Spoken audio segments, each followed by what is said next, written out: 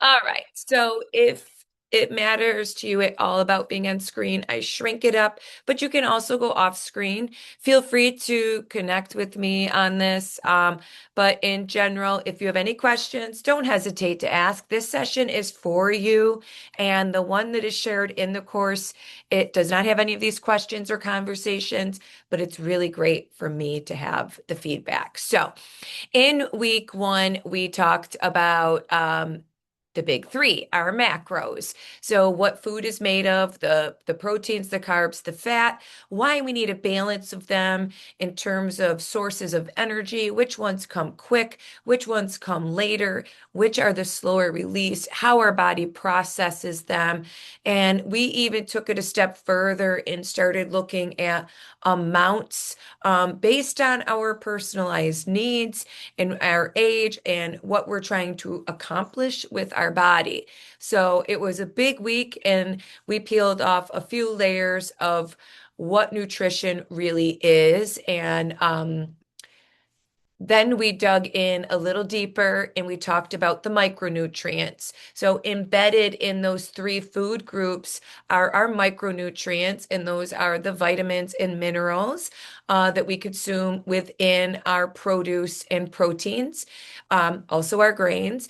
And so, we took a look at how nutrient dense our food is, our diet, and that means the amount and variety of minerals and vitamins in a given food for the amount of calories that we're consuming.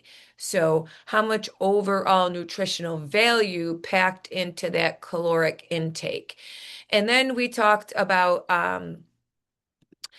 potential deficiencies and how we could look at our meal plan over the course of a week and identify where we have sufficient amounts of vitamins and minerals and where we might be creating deficiencies, how we could supplement that. And one of the really important things about last week is at this time of year, our source of vitamin D is incredibly limited. So if you can take advantage of a 20-minute walk outside, having your face exposed gets you some really good vitamin D. And then we talked about nutritional supplements and foods to be intentional about in these dark months because combating that nutritional deficit, not enough vitamin D, will help combat seasonal depression, mood imbalances, appetite imbalances, and things like that. So, that brings us into week three, which is metabolism. I kind of like talking about this topic because I feel like it's in my wheelhouse as a teacher of taking things that people tend to think are complicated and making it simple and real. And that's what metabolism is. It's what your body is doing all the time just to function. And the source of input is your food. And so the different things that we eat that we talked about in week one and two are the primary source of energy. They're the sole source of energy for our body. And then our body has a responsibility of breaking up that food into a usable energy source. So, food as we ingest it is not a usable source of energy. That's probably common sense, but we must bring that to awareness. The process of digestion and absorption of nutrients and then elimination of waste and the storage of nutrients is all part of the metabolic processes. So the food that we ingest must be broken down. Once it is, it must then be absorbed and consumed within the organs so that the energy derived from it can be utilized to perform functions. So the way we have a basal metabolic rate that we talked about in week one, it's the calories that we burn just existing by performing quote unquote bodily functions. That is your baseline metabolism. It's what your body requires to digest your food. It's what your body requires to move fluids. It's what your body requires for the effort of pumping your blood. All of the activities that you don't think about or put effort into still require energy. And that comes from the metabolic process of breaking down your food. And so when our body breaks down food efficiently and effectively and converts it into usable energy that we then are able to use in our daily functions, and we feel alive and we feel well, we feel alert, and we also have energy to perform functions beyond the metabolic rates. That is called properly functioning metabolism. And we're going to look at what those metrics are, and we're going to look at the systems and pathways that are performed for that to happen. And then we're going to look at what happens when those things are out of whack or those pathways are cut off or infringed. And that is what leads to metabolic dysfunction. And I started out by saying that I like to simplify concepts. And I think the mystery around metabolism is more embedded in fear about improper working metabolisms. And so I just want to remind us that we are here to empower ourselves. The more we know, the better we do. And so when it comes to our metabolism, it is basically how our body uses energy. You bring food in, it's broken down through digestive processes. All of the chemical reactions that take place in your body, the sum of them is what equals metabolism. So the functions that they perform are your voluntary and involuntary actions for existence. All of your organ functions are what that's referring to. And then dysfunction is when those organs are not working at optimal or performing at a primary functional level. So we're going to break that down just a little bit. So, simply explain, it's the ongoing chemical reactions that take place in your body. You eat food and it is broken down through chemicals. We talked about this last week. The value of chewing your food is so incredible. It not only initiates digestion, but it is the strongest part of your digestive system. Teeth are like bones, right? Crunch. Everything else in the digestive tract is muscular and or driven by chemical reaction. So mechanical breakdown, which is the biggest breakdown, is in the mouth. So fast eating is not advantageous to metabolic function. Slow eating and a lot of chewing is advantageous to optimizing metabolic processes.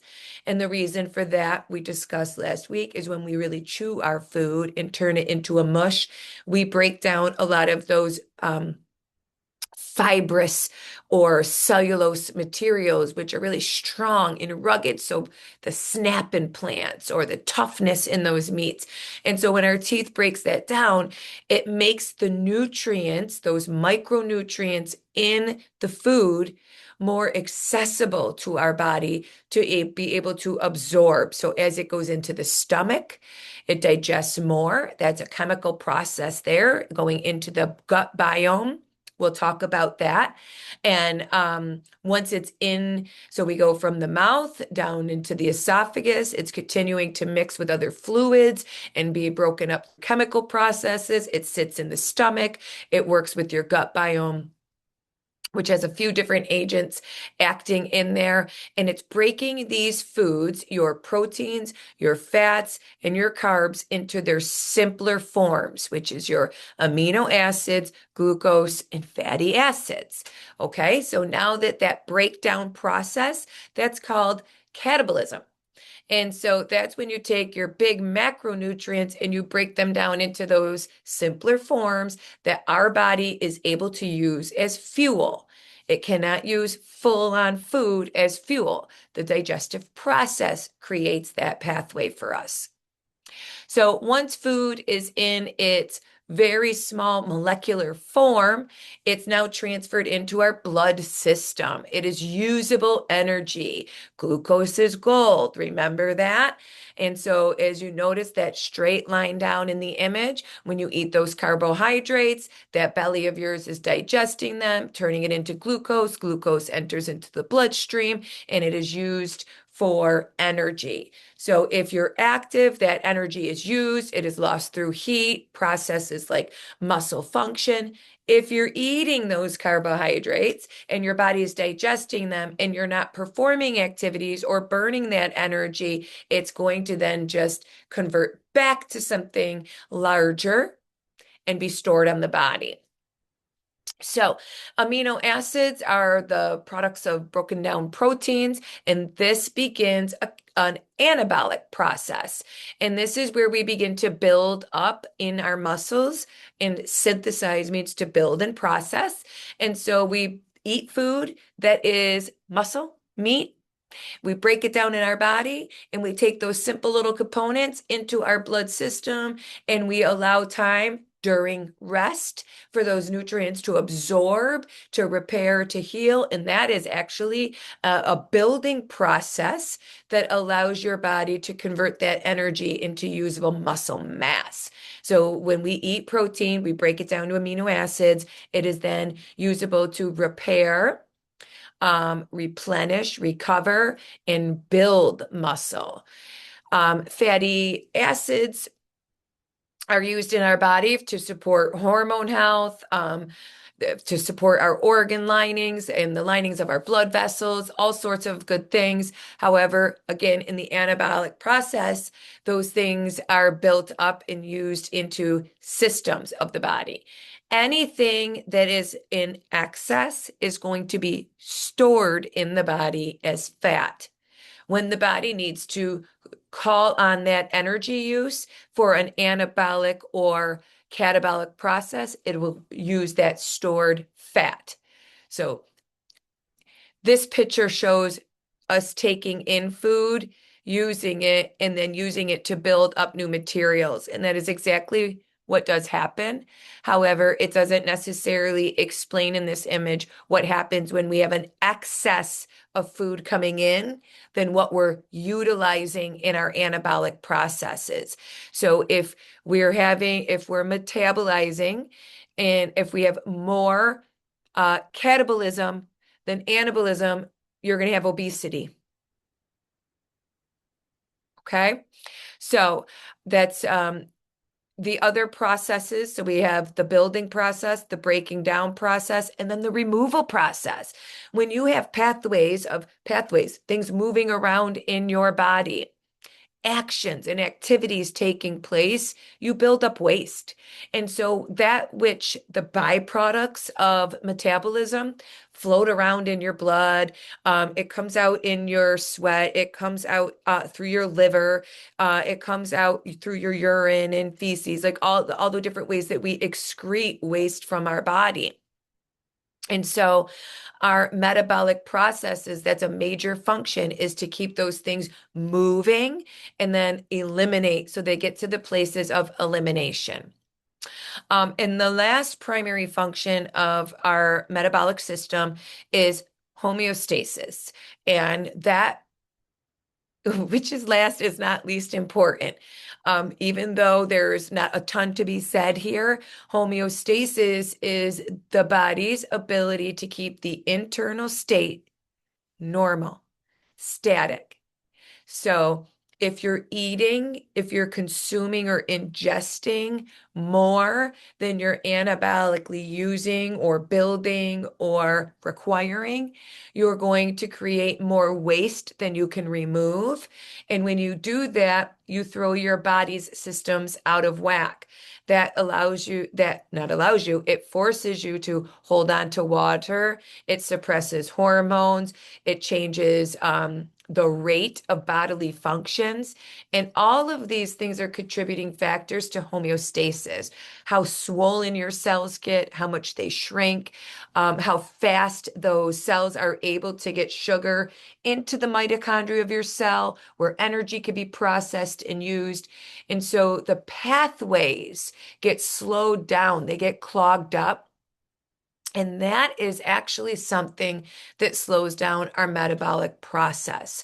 So even though it seems like a less significant thing, it's overwhelmingly important is keeping your your intake and your output pretty level, keeping the body, eating at a regular pace and not overburdening the body, and then having periods of fasting where you're not eating for 8 to 10 hours so that your body can respond. Homeostasis in metabolism is the ability to prepare your body for different states, different conditions. And so your body needs to be prepared for what those look like. A healthy metabolism requires that your cells function 24/7 and they function really well while you're sleeping. And the work that they do while you're sleeping is hormone management, homeostatic exchange, things like repair, rebuild, and restore muscle recovery. So there's a lot going on. In that homeostatic or the maintenance function. And something that I really want to touch upon again is, a healthy metabolism requires your body to be able to respond. So it has to see different settings. And so you want it to be able to adapt to a changing environment. And changing environment means periods of eating, periods of fasting, periods of starving, periods of satiation, physical activity and rest, sleep and awake, illness and injury, recovery and health, pregnancy, post-pregnancy. So your body is meant to have these different levels of metabolic function. Think about your car. Your car, you fill the tank, it could go hours idling in neutral, hours. But when you put that thing in gear and you go 70 down the expressway, you start using fuel at a high level rate, right? So you're always burning, you're always processing, but you have these different rates. So I take the time to mention this because I want you to know how critical it is to have a full night of sleep and an adequate amount of rest. So, rest in terms of sleep and rest in terms of response to injury and response to activity, response to stressors, things of that nature. So, we'll dive into that. So, we're going to look at three primary ways that your nutrition is going to impact your metabolic function. So the digestive system and looking at your digestive system, right? Basically, I've already mentioned this. The mouth is where mechanical digestion is taking place. Your saliva has enzymes and chemicals that have charge to them. And so those things help break down the acids and bases in them, help to break down food a little quicker. But the mechanical efforts in the mouth are paramount in the amount of absorption of nutrients you're going to get downstream in your digestive system. So chew food to a mush. I really wish I was sitting here telling you from a position of experience. This is still something I have to work on intentionally and with effort because I'm just a fast moving person and I'm always thinking about the next thing. And in doing that, I'm not being mindful of the now and slowing down. And if you can extend your meals, every one of them, to at least 10 or 15 minutes, chewing each bite of food for at least 20 seconds, forcing a sip of water in between, that pace, slowing down, really helps with metabolic function. Just think, it's all of a sudden it's not a highway, a freeway of food going in so fast, dropping into a pit, right? So, and you're doing a lot of the work up here so that as it does come down and it's coming down at a slower rate, it's at a more absorbable mass, right? So those couple of things, eating smaller meals so that your body can process them, absorb them and utilize them before you just load the next meal in is helpful.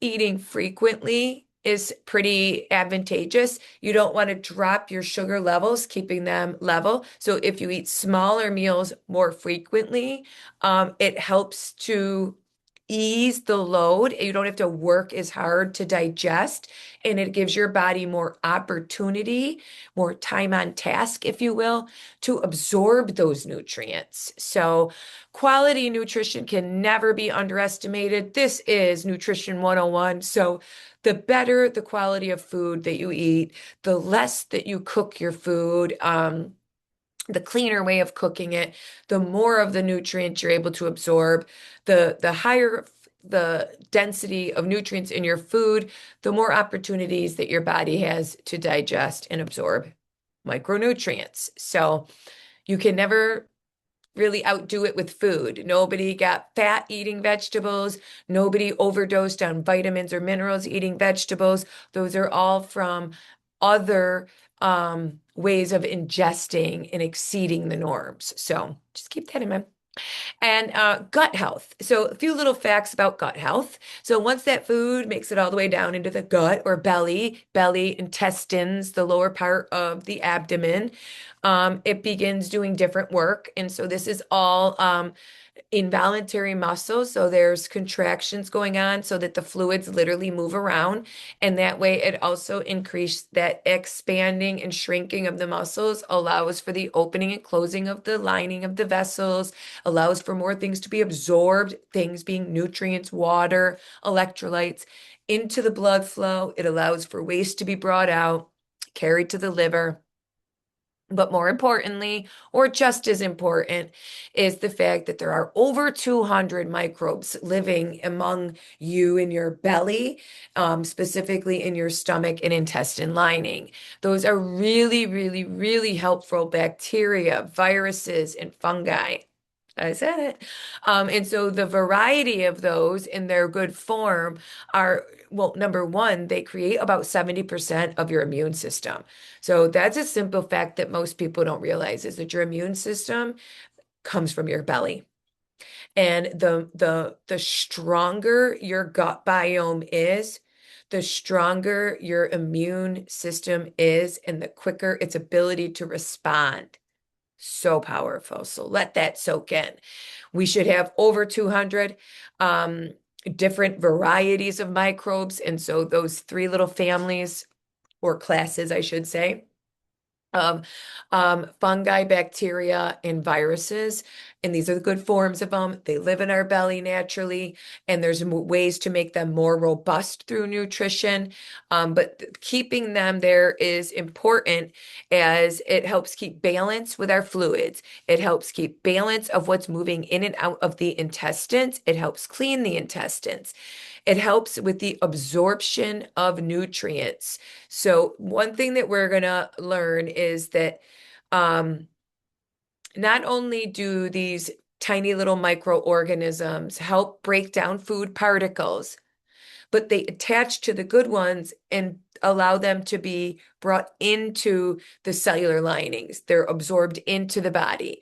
And the ones that are broken down that are not useful attach to the blood and work their way out of the body. So these things work in two powerful ways to help you absorb the nutrients. So that's why we want to eat nutrient-rich foods, and it helps you to eliminate the waste. So these things work in combination. If you're not eating really good, if you're not eating healthy food rich with probiotics, prebiotics, vitamins, and minerals, you're not supporting that gut biome. And so if you're not supporting the gut biome, it's likely that you might get sick more often. When you get sick more often, you need to be on antibiotics more. Antibiotics kill your natural gut biome. So it's a circle that we want to reduce the amount of antibiotics that we have to be on, and we want to reduce the number of times that we have to be on antibiotics. We want to create a more robust and strong gut biome by feeding it intentionally with prebiotics and probiotics and vitamins and minerals.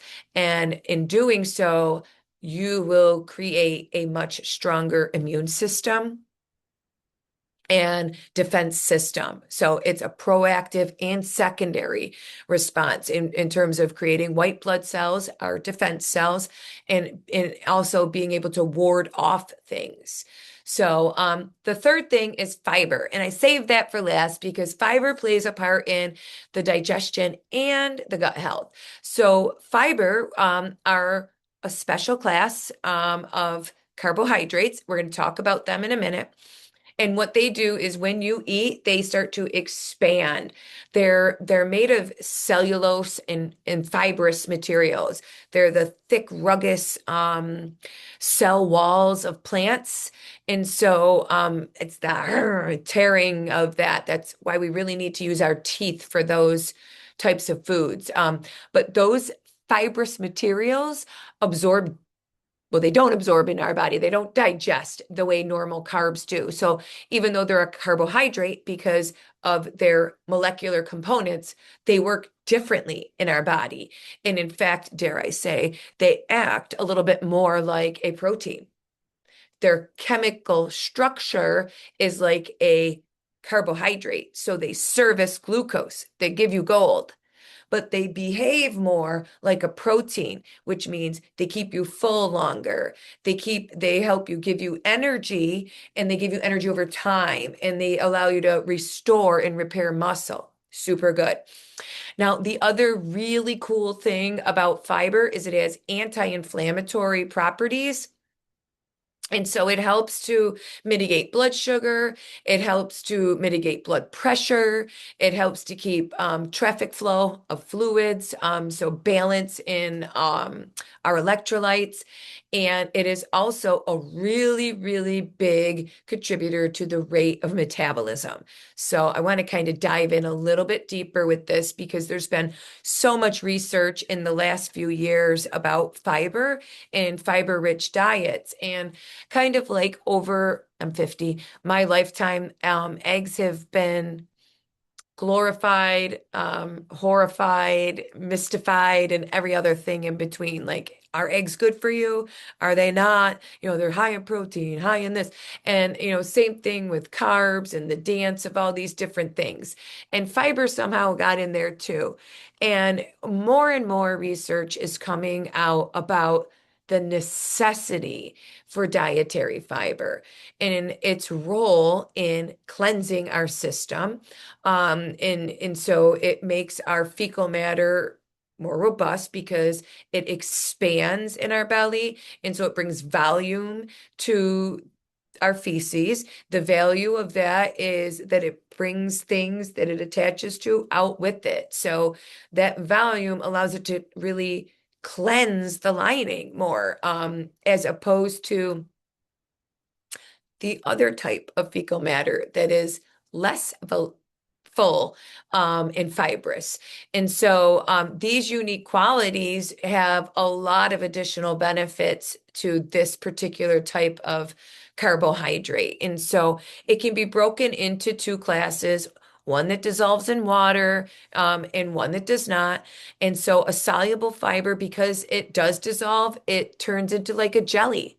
And in doing so, think about like a thick little gel. It's going to take longer to break down in your body.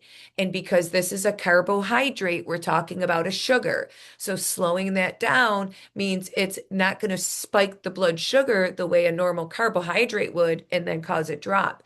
It's going to kind of make a little rise and then flatline like a protein would. So this is really important to know that. That jelly-like substance allows other foods to kind of attach to it. So it increases the rate of absorption and it lowers the rate of cholesterol. So it allows for things that are like waste or the bad cholesterol to attach to the blood and move its way out through the liver and then be excreted. The other type of fiber cannot be broken down in water. It doesn't dissolve. Uh, Basically, it moves through the digestive system much quicker. And so those are things that kind of, when you eat fiber because you get that big push right out. And so instead of slowing it down, that's more of a speeding up and it carries things out with it. And so we're looking at those two types. What we're going to find is that a lot of rich in fiber foods actually have both forms in them. And so you really kind of want to take a look at what are the types that I like and what do I want to pair them with and when do I want to eat them in my day. And so that I can access this food and I can access this energy at a time in my day when it's appropriate. And then, kind of go from there. So, how much fiber? I want to take a minute to think about this and share it with you. So, at this particular time, the daily fiber recommendations are right here in front of you. And this is based on your gender. And so, for men and women that are under 50 and over, there is a difference in what your requirement is. However, all the trending data is suggesting that we actually need a higher in fiber diet. This is what would be considered the baseline. So if you want to optimize your metabolism, if you want to expedite the way certain things move through your system, if you want to increase the absorption of nutrients and minerals, if you want to have more management over your blood sugar without cutting more carbs, fiber is the way to do it. And it also has a lot of antioxidants, anti-inflammatory. It's great for blood cleansing. It removes plaque from the lining of your blood vessels. So there's so many powerful things that we are learning, and all lead to more fiber is better. Okay. So outside of those nutritional choices and how they impact the chemical reactions taking place in our body, lifestyle choices also play a role. And so if metabolism is about two things: breaking down food so that you have it at a cellular level that you have energy to use. Now you have an anabolic process taking place where using energy means building something up, taking amino acids to build protein and turn it into muscle in your body, to build it up, to break it down to glucose and go function throughout your day and move around, go shovel, exercise, cognitive efforts. And so these parts all have to play a role in not just what we eat, not just but how we move. Okay. So daily movement is not more important than nutrition, but daily movement is just as important as nutrition. Because if you're eating food and you're not figuring out ways to use the energy, it's going to build up in your body. And that's what creates obesity, or that's what creates a shift in our body composition.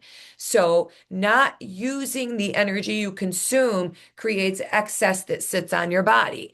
Any food that you eat, if it sits on your body, it's going to convert into fat over time. So exercise is the metric or the action, the antidote to having that excess buildup. So we need to eat the foods that our body requires. We need to eat them in the amounts that our body uses, but we need to exercise to keep maintaining high functional levels of all of our bodily systems. So developing muscle and having a good working cardiovascular system, using your bones and using your muscles to keep your bones nice and dense. All of these things contribute to metabolism. A muscle also burns more calories than fat. Um, I think I wrote in here, prioritize strength training. The more muscle you create, the more you have an ever burning metabolism, as opposed to just random little exercises or spurts of cardio. All forms of exercise are good. All forms are necessary, but prioritizing strength training puts a focus on muscle building, repairing, restoring, which is what one of the major food groups is consumed for. So just thinking about that. So we touched on nutrition and the fact that we shouldn't skip meals. We want to have exposure in our body to carbs, proteins, and fats. We want nutrient-dense food, and we want to reduce processed foods and sugars. And the other major lifestyle is how you care for yourself. So what your level of self-care is, and that should be sleep, is a baseline of everything health, your hormonal health, the way that your metabolic functions exist is all like sleep is just as important as nutrition. And next to that is exercise. So if you really are thinking about, oh man, I'm enjoying this nutrition class and I'm just trying to get everything out of it. It's not just one thing, right? So I'm just dropping that in. If you want a highly functioning metabolic system that can take in all of these chemical reactions and give you a net neutral and have you high performing, you have to sleep 7, 8 hours and pretty regularly. You have to train your body to do that if you're not currently doing so. So if you're getting less than 6 hours, you need to create systems where you can get yourself a bedtime routine that grows it to 6 hours consistently, that grows it to 6 hours and 15 minutes, that grows it to 6.5, that in 3 weeks later, you're up to 6 hours and 45 minutes. You have got to prioritize this because every bit of your health is dependent on the quality of rest and sleep that you get. Lack of sleep not only disrupts your hormones, slows down your metabolism, slows down your repair and recovery of muscles, but it's a huge mood drain. So, happy vibes and the dopamine hits all come from a rested body where our hormonal balances can take place. And again, when we were talking about metabolism, your body has to understand two paces. It has to understand working in high level and working in a rest state. If you don't give it hours of rest state, it can't get the adequate amount of work done. Okay. The other thing that's super important is you have to find strategies for relieving stress. And in this picture, there's 6 major categories for self-care. Having your own emotional balance, physical. So if it's exercise, walking, not for the purpose of exercise, but just getting out because maybe it's a group fitness, so it's more social. Maybe it's the outdoors, the endorphins, the aesthetics and art of it. You have to find these categories. What connects you to you, makes you come back to your safe place, your spiritual domain, your friends, connecting to other networks where you're learning, you're needed, you're seen, you're heard, all of those vibes that make you feel valued and offer value to other people. And then practical things like creating systems and routines and your hygiene and caring for your physical that's not visible. Mental, in terms of all the stuff, whether it be real organized or if it's just meditation or g- box breathing or more cognitive and learning more about yourself, visualizing or manifesting.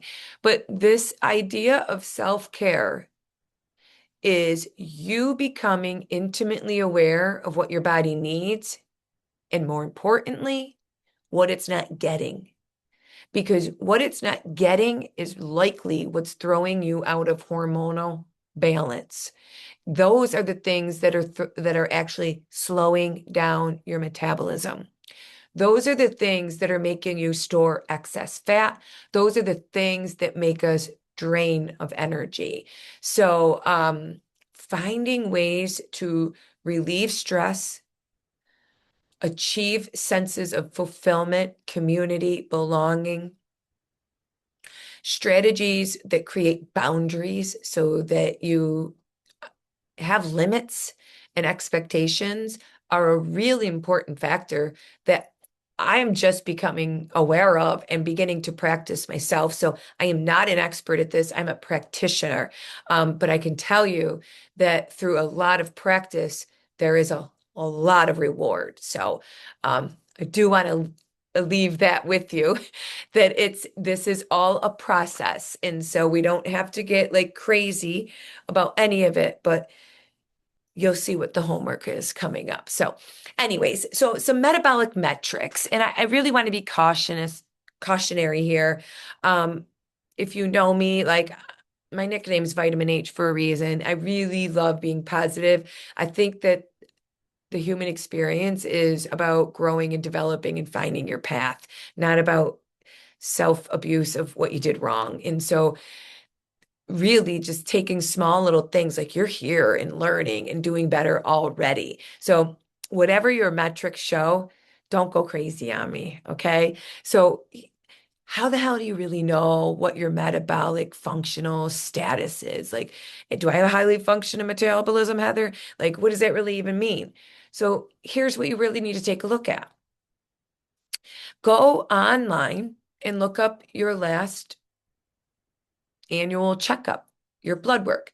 If you haven't done that, that's the first alarm system because everybody here is an adult. So you should have some sort of blood work done that's testing these things. So you would want to know your fasting glucose. So what your blood sugar levels are after not eating for 8, 10 hours, right? A minimum of 8 hours, I think is what it is. And that level should be, if it's healthy, under 100 milligrams. And so this is basically telling us how well our body is utilizing the glucose that it is consuming. Okay. So that's a really important metric. Um, if you're somebody who's young, like under the age of 40 or 45, and you're at a healthy weight and you're not on really any medications, you probably have no reason to know what your fasting glucose is. And that's okay. Because if you have all those other indications, you probably haven't needed to know. But it is in your blood work results. You can find it online, and it becomes increasingly important when any of your symptoms or metabolic functions don't seem to be performing properly. Okay. So this is not just a weight issue, and this is not just an age issue. Glucose levels can vary based on a lot of different things. So they're very telling. And what it tells us is your ability to utilize and uptake the glucose that you're consuming, how well it takes that power energy and utilizes it in the body. The second metric are your triglycerides. And so triglycerides are fat, and it's basically the fat that you can find stored on your body in the linings of your veins and blood vessels. And it's basically what happens when you consumed too many carbs, proteins, and fat that your body didn't use them. So it's just excess storage. And those triglycerides are telling us a bit about the fatty content in our blood, essentially. So what how much fat in your blood is going to tell you about the thickness. It's going to tell you about the fluidity, and its ability to move, absorb, and nutrients, and all of those types of things. So triglycerides are a pretty important metric, and they say anything under 150 is healthy. The other one is cholesterol, particularly here we're looking at the good cholesterol, so the HDL. And this was is what actually prevents plaque buildup. And so really important in tackling those triglycerides that in time would sit on the lining. The fat in the blood will just fill up and store up and sit there and become plaque. And then this HDL actually doesn't allow it to attach and it removes it out to your liver. So your liver is going to keep getting rid of all of your waste. Um, a good metric for us here. And so this is why we do want to eat the healthy fats. This is why we do need certain cholesterols and food items in our body. Like we can't go to a completely no fat diet because we would be sacrificing a lot of important things. So for men, it's 40 grams and above, and for women, it's 50 grams and above. And having this above is what's going to keep enough of that in your body to combat the bad cholesterol and the bad fatty acids or glycerol building up in the blood or on the body. So, number four is blood pressure. And so that's your body's ability to pump the blood, or more accurately, how hard it has to work to pump the blood. And so, the lower that top number is, the better to a degree. But it's 120 over 80 and under. So 130 is considered high blood pressure, and at a rate that should be medicated.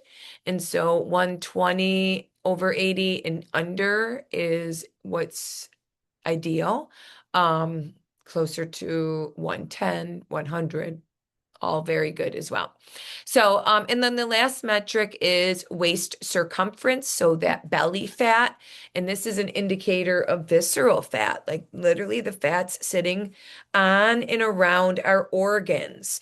And so it's already kind of made its way through the system and it's just sitting there pulling on those organs. And this is an indicator of cardiovascular stress, heart attacks, strokes, things like that. And so men um, want a waistline of under 40 inches, and the further under that, the better. And then women want under 35 inches. And again, that's measuring the amount of fat that you have around those vital organs, which is typically a top indicator of metabolic dysfunction. So these are five metrics. These are the normal or healthy ranges that are indicated. And so metabolic dysfunction is when you have three or more of these in an abnormal or unhealthy level or range. And having one of them in an unhealthy range increases your chance of having a cardiovascular event.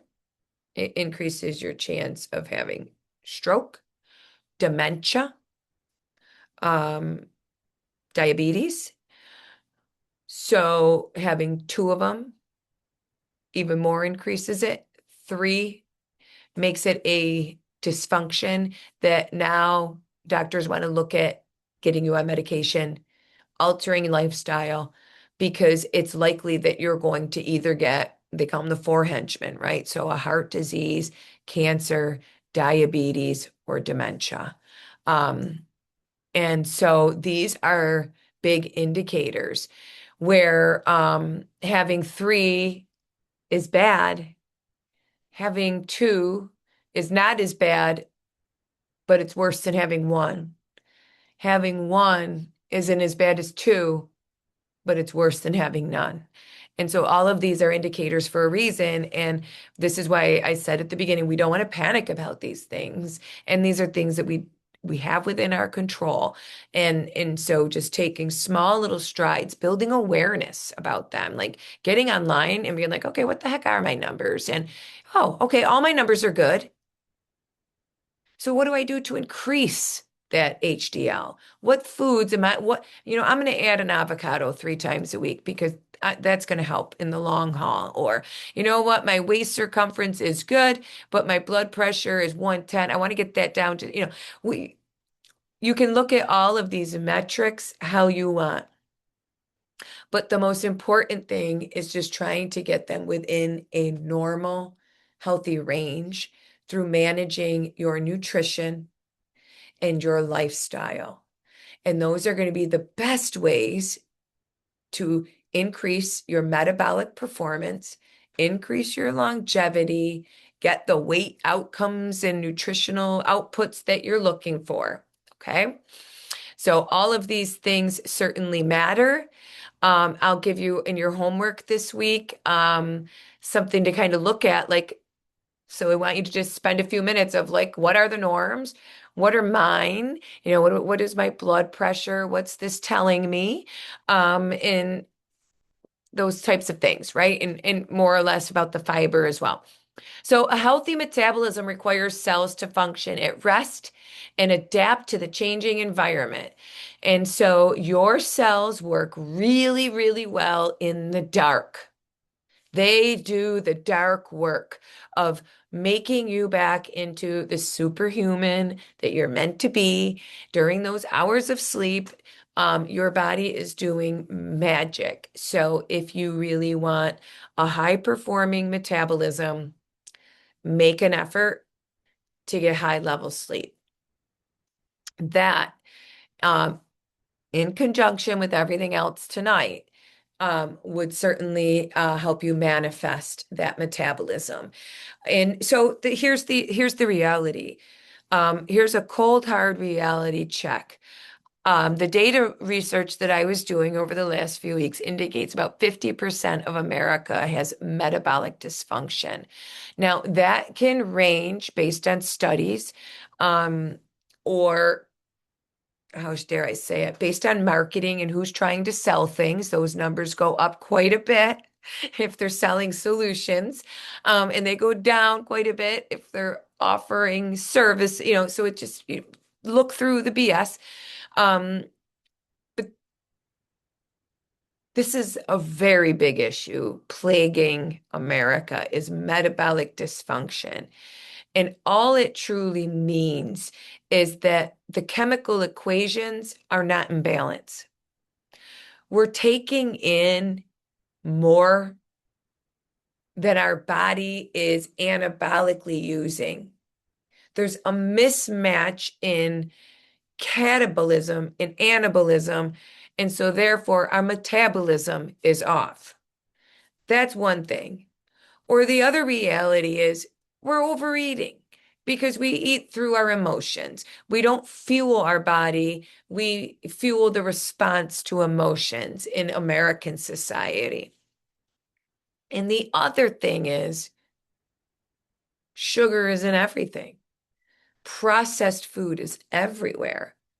And the idea of making it easy to eat has been the American institution for the last 20 years, is how do we keep a home with one, two, or however many working adults feeding a family? And so easy, simple, all of that has been made readily available. And at the expense of healthy, nutrient-dense meals. And so lifestyle has evolved much faster than the DNA of us humans. And so we still eat and survive like humans 2,000 years ago. And so there is no shortage of food. So we don't need to eat an excess of carbs and leave it on our body in case next week we have to go run down a mammal and kill it and eat it. And, that concept. We really drive through drive-throughs and hand out our credit card and we get a bag of 5,000 calories back.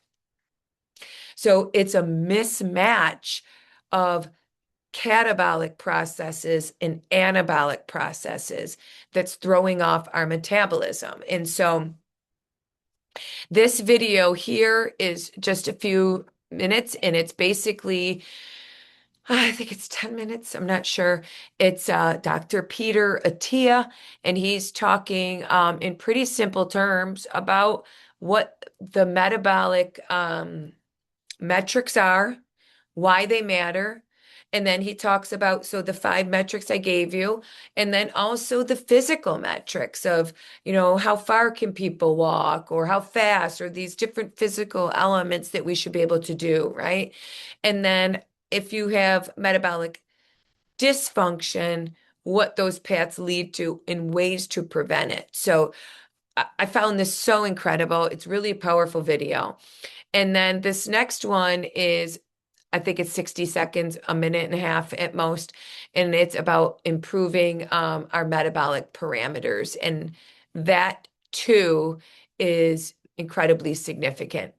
So significant. I felt the need to attach it. And the presentation in the weekly assignment, and then also in the course.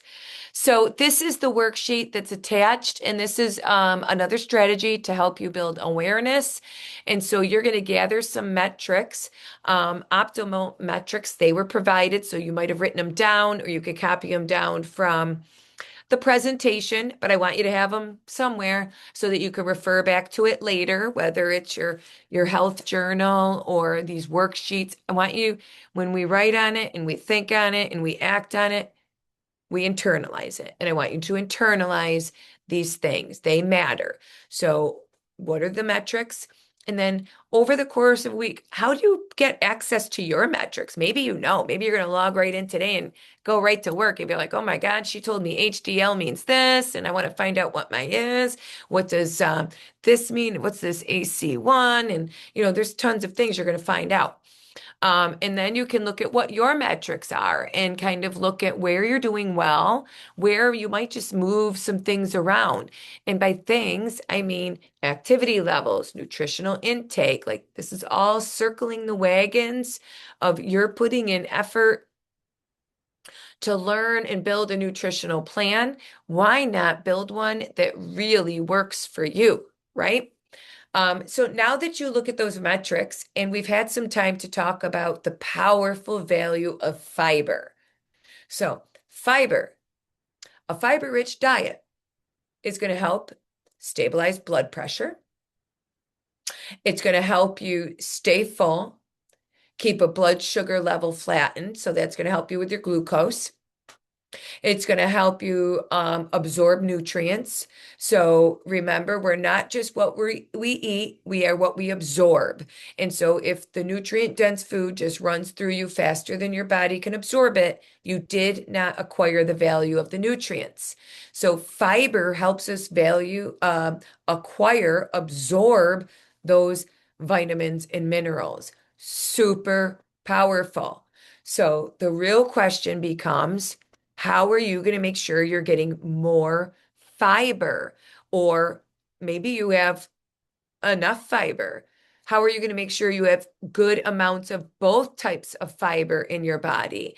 Because that 1-2 punch is really important in helping you mitigate a bunch of these numbers. And that little short video, the second video, is so to the point on that. So this next activity is, you're going to first build a little awareness about what the normal metrics are, build a little awareness about your metrics and where you're at. And then you're going to look at the foods that are fiber rich that were offered in the presentation, looking at those pictures or in the link provided.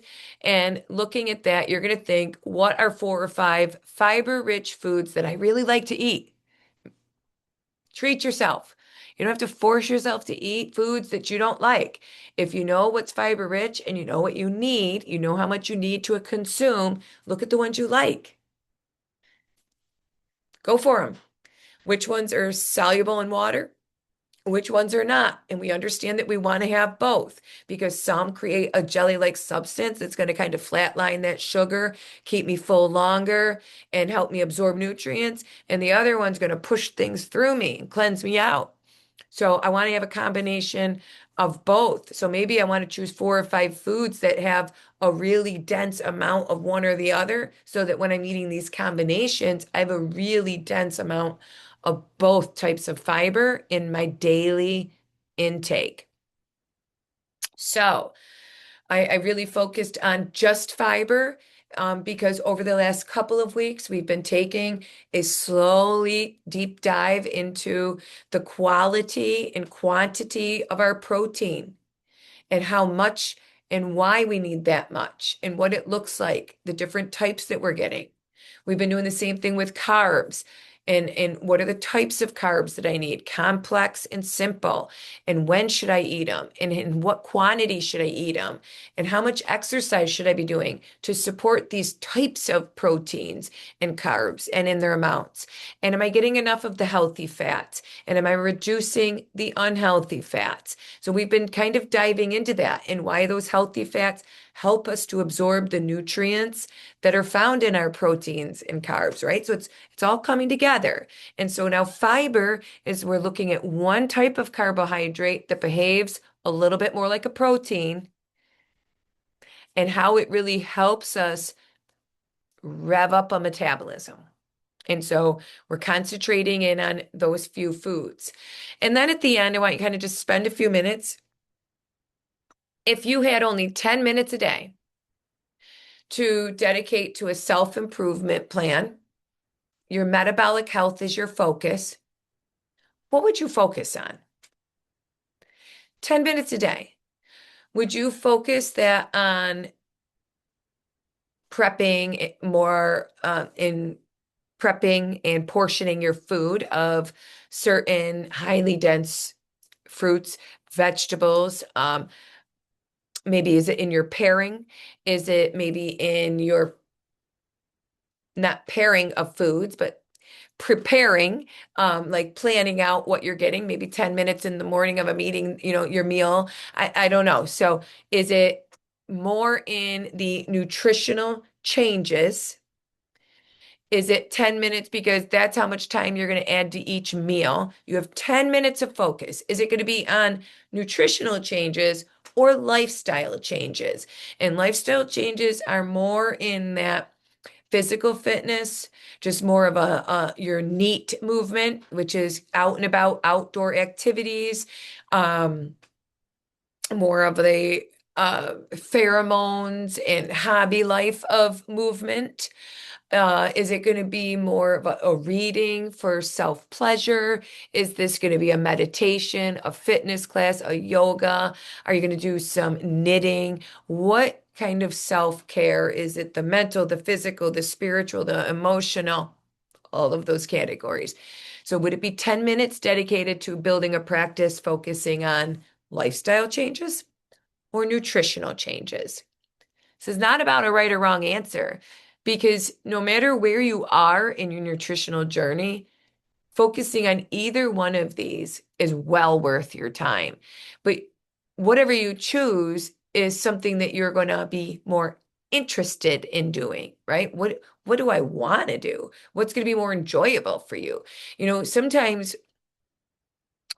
we always focus on depriving ourselves of something to get to a goal instead of leaning into it and giving ourselves an additional more. Like maybe it's 10 more minutes of sleep. Maybe it's 10 more minutes of reading or quiet time, 10 less minutes of a phone, right? So you get to decide. You get to decide. And then the purpose of this is for you to practice a skill of stop, challenge, and choose. And you're going to learn more about this skill next week in our skills and strategies session. So you're going to stop and take a few minutes to reflect. What areas am I doing well in? Where am I off the charts? Awesome. Where am I off the charts? Like, dang girl, you don't even do that. Because in identifying these things, you might be able to find the easiest win. And when we're trying to kind of 10 minutes to improve something is not a lot of time. So it needs to be easy. It needs to kind of be effortless. It needs to be enjoyable. You kind of got to want to do it. All of these things, right? Like make it fun, make it cool, make it something that you win when you do this. That's what it is. You win when you do this. So stop and take a few minutes to reflect. How will you win by doing this? Is it one small thing because you're off the charts? So just by starting creates a big win? Or are you just going to grow onto something that you're doing well at, you're off the charts awesome at? Is there an area in the middle where picking up one little thing creates a win? So you are going to look at these different things in your reflection, looking and evaluating where you're at, and create a few choices, some options, really small, simple, obvious things that you can do. So in that 10 minutes, I will da da da da da, so what are the options? And then you're going to choose one. Do it over and over and over. So if you decide that you're going to spend 10 minutes a day, mapping out what you eat for the day, writing in a food journal, then that's what you do. And you do it for a long time, 30, 60 days. Right now, let's just do it for a week, but doing it for 30, 60 days is going to create a compound effect. And that's why we want to think about this being a win for you, because when you compound the effects of wins, that's huge. It's visible. It's monumental. So that's kind of why we want to take the deep dive there. So this brings you through the activity for the week, and it allows you to kind of dive in, reflect on everything so far. And the value that this, I hope, brings you is for you to see where you're doing well and what tiny, small efforts you can make that might bring big strides to your outcomes, to your game. So a return on your investment, little effort, big outcome. So, all right.